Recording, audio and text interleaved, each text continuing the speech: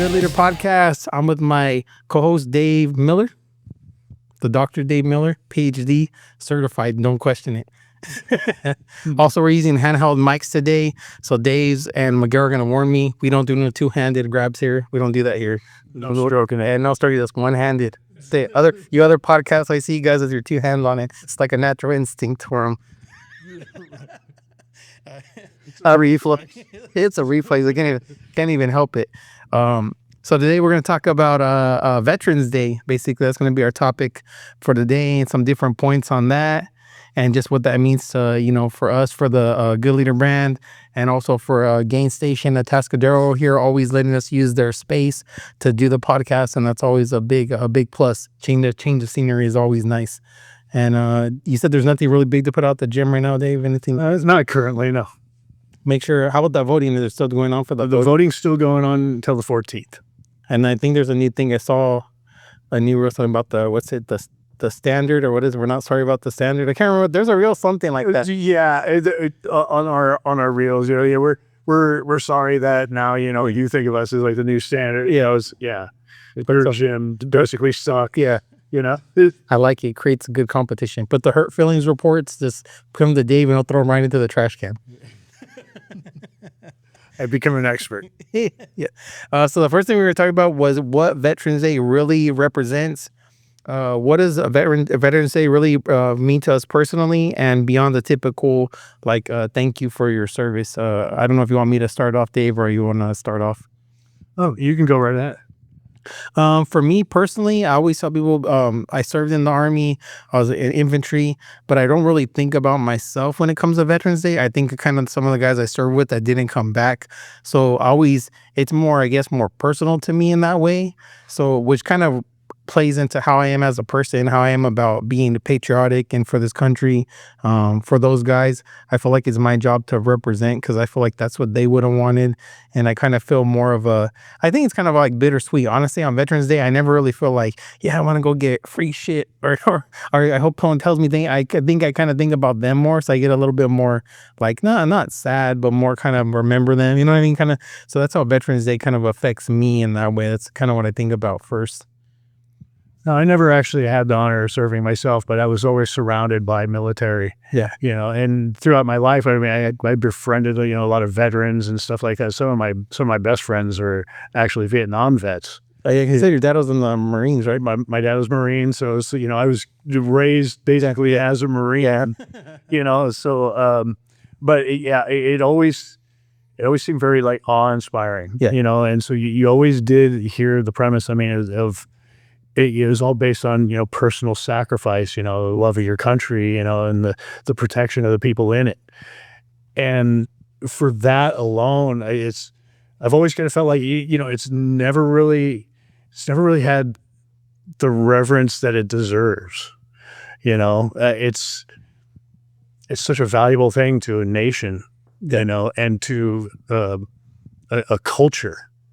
You do have to have a culture of warriors to protect those who can't fight for themselves, to stand up for what's right. And the people who will take that on their shoulders, to me, always have to be honored. Yeah, I agree. And that's kind of, I think that's where I think kind of why when I was thinking about the topic today and how to approach it, it wasn't like, let's just sit here and celebrate veterans. I didn't want it to be like that. I wanted it to be also that more of that the culture of people, not only that serve in the military, but that are patriotic. Because I also believe that also, helps, because I believe like you said, people that are family are the ones that kind of understand, hey, this is what this person went through, this is what this person did, you know what I mean? Right. And you with your dad, or with my family, with me, and they become kind of part of that ecosystem of people that when other people aren't as patriotic or don't seem to care, they don't seem to understand it's not just affecting one person when one person is in the military. There's everyone that's kind of associated with that person, how that kind of represents them. Like you said, it doesn't get a lot of attention. I seen it in the last couple of years slowly get less and less, almost like it's become unpopular to be patriotic. We gotta root for every other country but ourselves. Well, as with anything, you always have some people who might say get into it for the wrong reasons, or not really an understanding of what it's supposed to be like. But I think through everything, it's always been an overarching, kind of a premise of serving something greater than yourself. Yep. So 100%. 100%. Um, so my second question about it was, do Americans actually understand what's been sacrificed for their freedoms, or have we become too comfortable to appreciate it? Like, because we see ourselves a little bit, are we disconnected from what actually cost was paid? For myself, like I said, for me, I don't feel like that, but that's just because my personal friends that didn't come back from over there, like I don't know, it just has stuck with me. So it burned into me. So I never forget that, which I think keeps me from being like that. But I do sometimes think that's why other people are so easily to say, you know, I guess negative things about the United States, because to me it's like, well, you don't have like no skin in the game. You know what I mean? yeah, yeah, So absolutely. And yeah, it's really kind of like a tough thing that, I feel like I've got, the shoes filled to kind of talk about. Um, but I don't know. I do honor the people who served. It's such a responsibility to have to carry, and I think that there's a lot of people who do have a total detachment from what it truly means, and what the type of things that actually happen over there. Whereas like I will constantly hear the stories that that the brotherhood that's created in serving, especially in foreign wars, times of conflict and stuff like that. It's like that becomes more of a defining factor of somebody's life, that nobody who hasn't been there will ever really fully understand. yeah, And I've seen it in like people's eyes when they'll tell me their stories and all that. It's a very powerful thing, and I think a lot of people don't understand it. A lot of people don't understand the reasons, why you fight, what you're really protecting. That's something that's maybe kind of been lost, within our culture. Some people are so far removed from it that it's not really passed on from person to person. yeah, I agree. And the divide in America, patriots versus the entitled. What do you think? Why do you think we're seeing such a split, where some Americans are proud to stand for the flag while others tear it down? For me, like when I see that, I just kind of think it's one. Again, it just comes back to like either you've people that have never served themselves or don't have family that served, or are just totally disillusioned with America. You know what I mean? And a lot of that stems from a lot. To me, it's a lot of them not knowing their own facts, being whatever they're told they believe. It's a lot of, I want to say, like, I'm going to do this because they told me to do that. You know what I mean? And so I see a lot of that. Like, and this is my opinion also. Like, when I first saw I guess this rising of that stuff, like when Kaepernick was taking a knee, this is the first thing I thought. First of all, I was like, Kaepernick, you make too much fucking money to take a fucking knee. Do your job. It was the thing that got me to stop watching football. Yeah, I personally never really cared for football or anything like that. But after that, I just didn't give a fuck about watching football. And then it was mainly because of that. And when he took that knee, and then other people took that knee, I kind of looked at it like, first of all, you get paid a lot of money, so you're not oppressed. You make way more than the average person does in the United States. And then also you're setting an example for all these like kids that look up to you, when it's like, I believe he played for San Francisco at the time. It's like, what are you doing for your community? Like, what else you know what I mean? Are you taking your money, invested in the community? What are you doing? Yeah. And now at this point, I think his career's pretty much over. You know what I mean? Right. With stuff like that. But those things, like I looked at them just like, you serve no purpose. You're not leading by example. You're trying to make yourself into like some kind of civil rights martyr for something that you don't really understand. And that's just the way I looked at it. And that's what kind of pushed me away from majority of sports when they start adding in their own political views to, because I'm not going to, it's like a throw your ball around. That's what we're here for. At least me, that's how I look at it. Like, pay me $1 million and I'm not going to say shit about politics. On that subject, I mean, yeah, I always felt like sports is actually one of the things that we always had that kind of just brought people together, all shapes, sizes, colors, creeds, whatever. Man, everybody in the stands just rooting for a team, stuff like that. And when they started injecting politics, I got to change the channel. Yeah, it made it kind of something I didn't understand. That's why I kind of saw that kind of entitlement, because I'm like, man, how are you a millionaire complaining about things like that? But of course, people are gonna say, well, he has a voice. Okay, it's like, but your voice, you're using it for what? To like disrespect the flag, to disrespect something. You know what I mean? There has to be a better way to do it. And I know someone's gonna say, well, what's the better way? And I think the better way is like, well, start with these people that have this amount of money. Like, what community programs are you doing? You're talking about like, what are the opportunities for people in their communities? It's like, well, are you creating opportunities, or are you waiting for someone else to create them? You know what I mean? Like, that's kind of what I look at it. Like, you have the money, you have the means, you have the voice, you have the social media following, whatever it is. But a lot of these people don't do anything with that. I see a lot of people posting, pictures of fucking avocado toast every day. Yeah. So it's kind of like, it's like, if you do absolutely nothing with the following that you have, other than focus on me, but then complain about what things aren't done in your community, I think you're underutilizing that resource that you have. I think something that kind of underlies on a tangent from that is the kind of disconnect or misunderstanding of the sacrifices and prices that actually had to be paid for these people to live in a country where you can do that with impunity, and just what a phenomenal thing that is. I mean, you go to other parts of the world and you do that, to their country's flag or whatever, man, You're gonna beat you and shit. I'll beat you like a dog. And so, I mean, and I do think, it's phenomenal that, they can express themselves that way. That's fine. But I think it does demonstrate a monumental ignorance on what it actually costs to be able to do that. I think that's why when I look at the protesting now, it doesn't seem like, it's not like we're seeing in school when it's like it was a civil rights protest or the Million Man March or things like that. It just seems more like civil disobedience. Like, we're gonna wreck shit, we want to destroy stuff. There's no real rhyme or reason for why.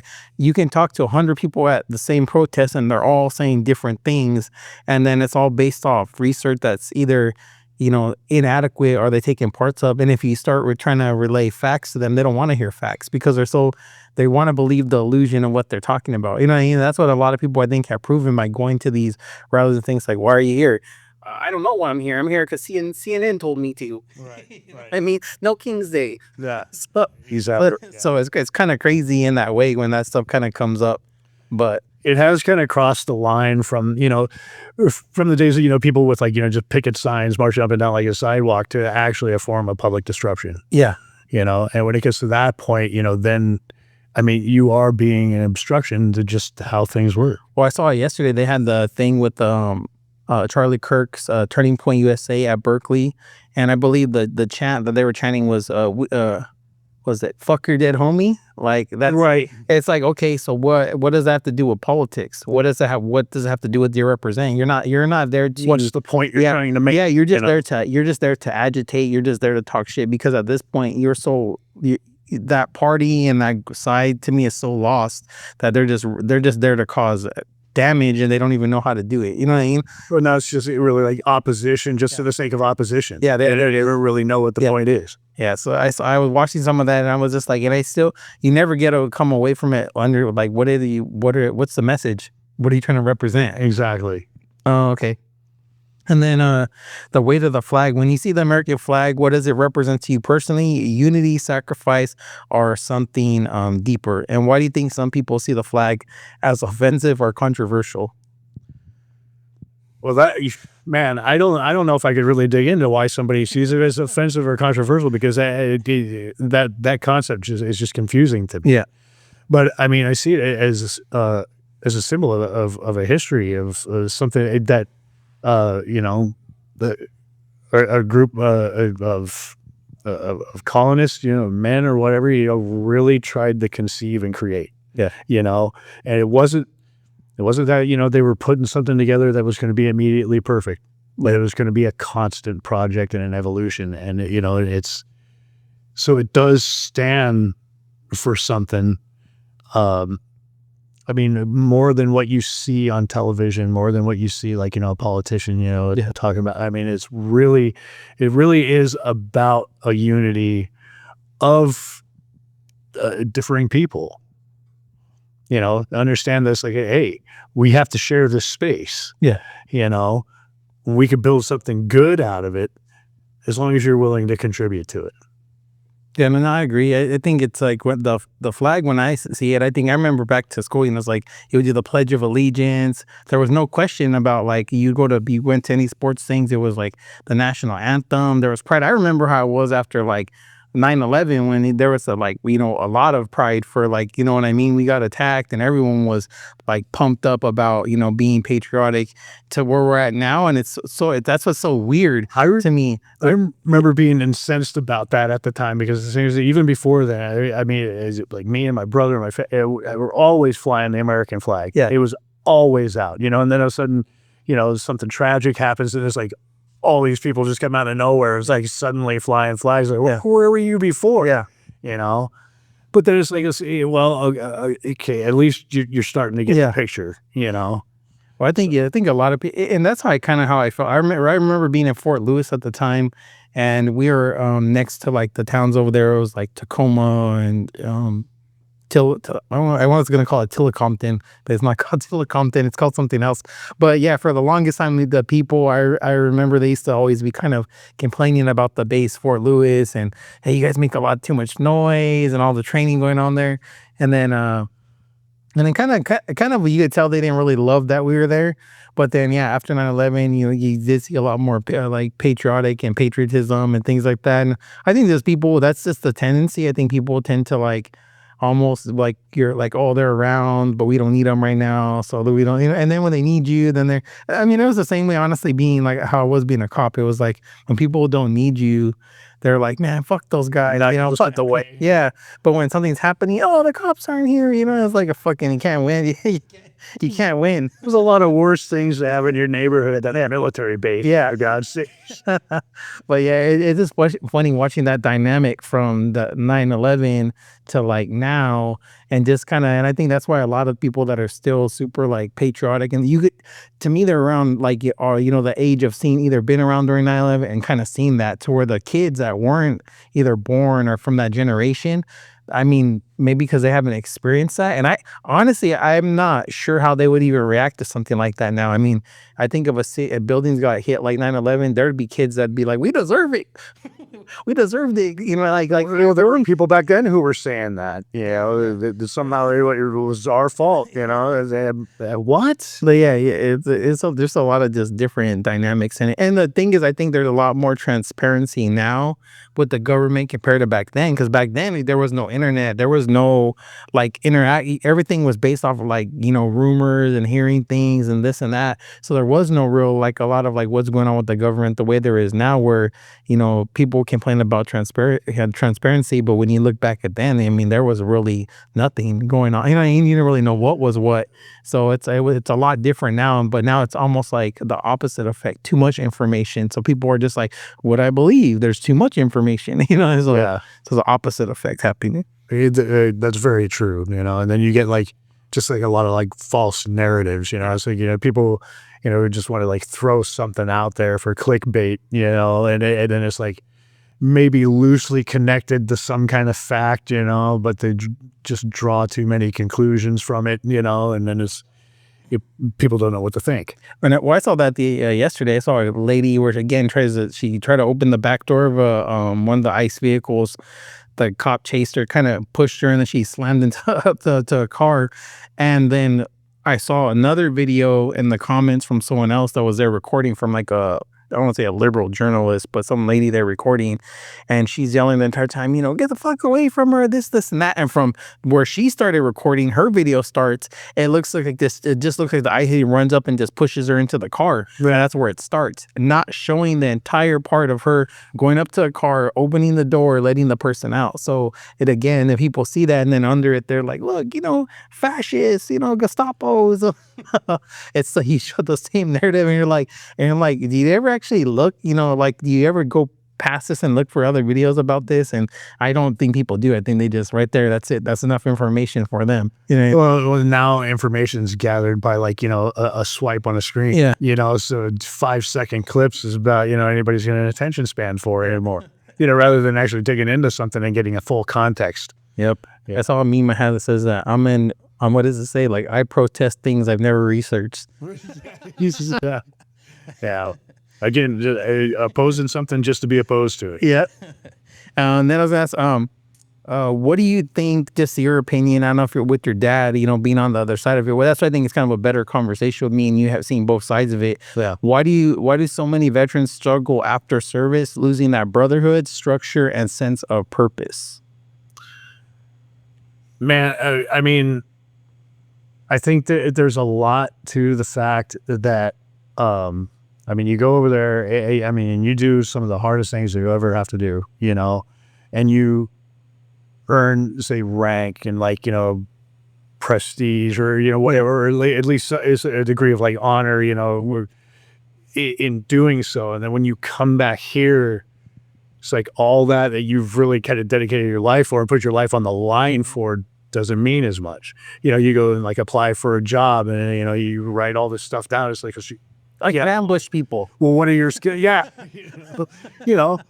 they could be applicable in limited occasions, but but really, it basically you spend a period of your life, kind of working into something and becoming proficient at it, that then come back to a different world to where none of that applies. That does kind of, leave you a little empty. Yeah.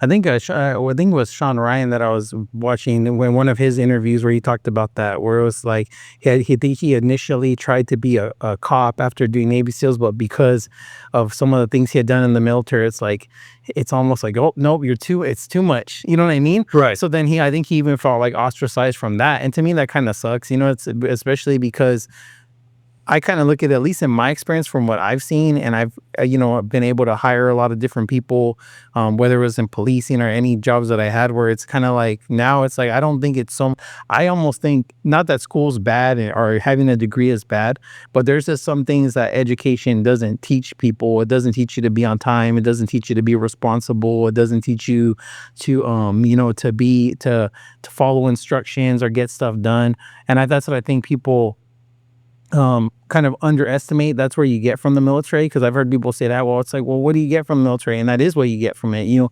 Discipline, structure. You get to be around other men with purpose, that are driven to do better, and being around that changes you as a person. You know what I mean? I always tell people, for myself, being 18 years old and going into the military and being around guys like that, there's not a lot of sympathy. It's a lot of proving yourself, but that's actually where that internal confidence comes from, because now you're having to actually walk the walk. What you say doesn't mean shit. You know what I mean? Right. You actually have to back it up and do it. And I think that's where it's an important thing. And like you said, I do agree, from kind of being in those shoes, I think I felt the same way too. And I came back out of the Army. It's you're looking you realize the skills that you learn, anyone that's been 11 Bravo infantry, unless you're going to go be a cop, pretty much, or certain aspects, firefighter, things like that.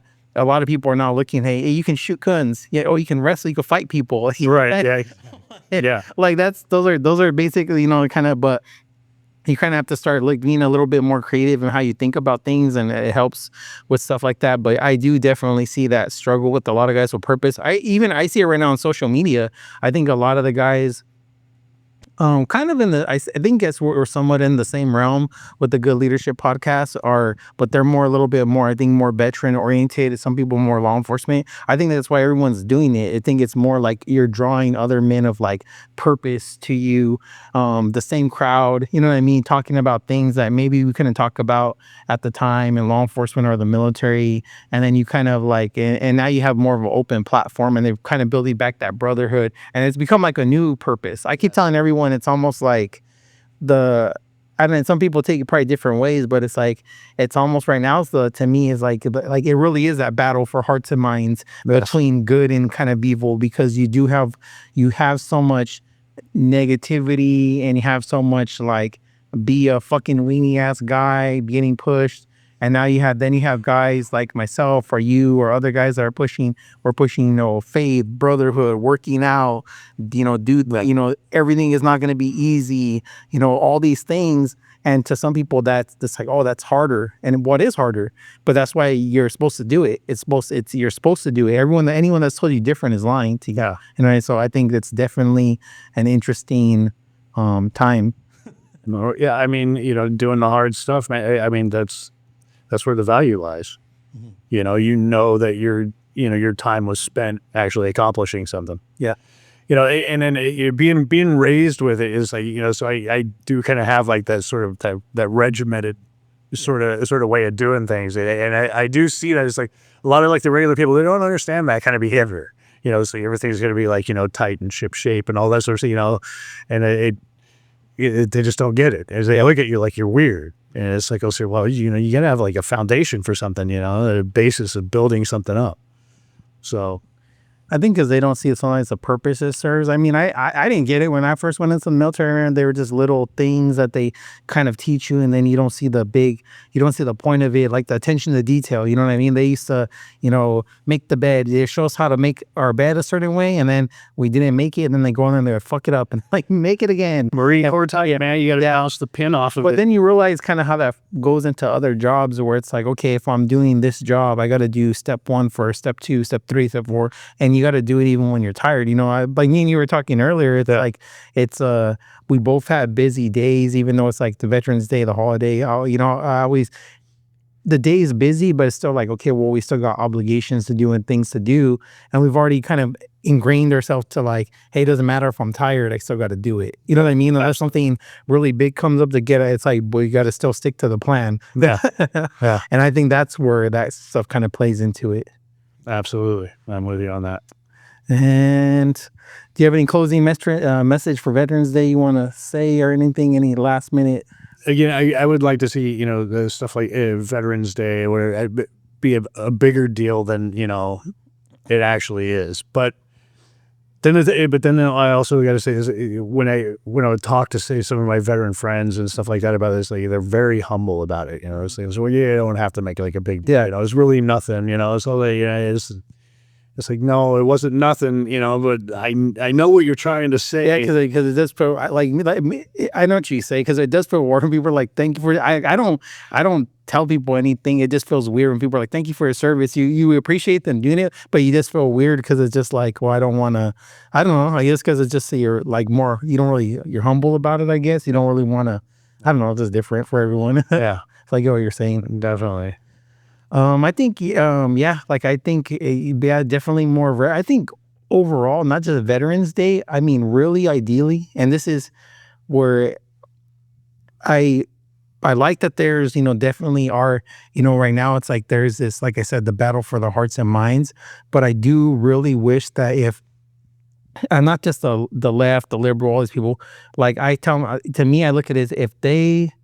And even who people are like on the right that are too far with the lot, or maybe too much, like there has to be a middle ground where we can kind of do both, right? Have disagreements, still be a strong country, like our country, represent it. And this would also help other countries. A lot of people, they, like I know, because me being Hispanic, they also want to help, Mexico. They want to help other countries. It's like, okay, well, understand, for us to help them, we need to be a strong country. You know what I mean? And the stronger we are, the more we can help these other countries, and kind of, light reflects light, like kind of thing. And I think that, so sometimes when when I see, as much as I like making fun of the left and liberals and their goofy shit, sometimes I really wish is just like, I wish that sometimes it would just get kind of be a little, maybe a little bit more moderate, and sometimes people on the right that are maybe super against them be a little bit more moderate, and then also say, okay, we don't gotta agree, but let's come back to the tables like fucking, brothers and sisters, and just make up, and let's you know what I mean, and let's just move forward respectfully, you know what I mean, Right. and do that. It's like, yeah, and then I think that would be, to me, I would say, I feel like that would be, instead of just like the day, like we were like that all the time. I guess that's kind of my Veterans Day Christmas list. Right. Absolutely. But that was it. Ending, Miguel, want me to put out for the Easy F Media? No, just if you need podcast stuff, let me know. Yep. Miguel says his wish is to make a custom. Yeah, I want to get hired for somebody to have me make them a custom studio. He kind of described it like a porno studio. It kind of sounded more like a porno studio than that. So interesting thought. I don't think we could do that here.